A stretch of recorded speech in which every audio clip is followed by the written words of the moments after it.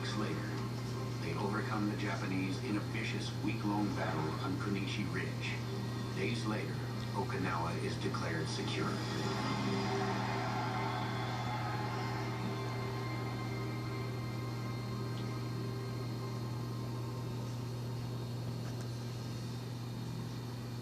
With over 12,000 U.S. soldiers, sailors, and Marines killed or missing in action, and another 36,000 wounded, Okinawa is the bloodiest campaign of the Pacific War.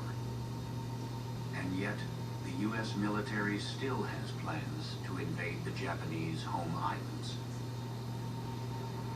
There can be no peace in the world until the military power of Japan is destroyed, with the same completeness as was the power of the European dictators. Codenamed Operation Downfall, the first phase of the invasion of Japan is planned for November. Estimates are that downfall will take over 1 year and involve 5 million Allied troops, with some casualty estimates as high as 1 million.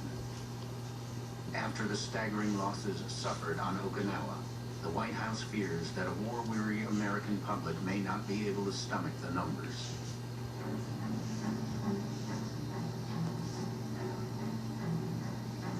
On July 26th,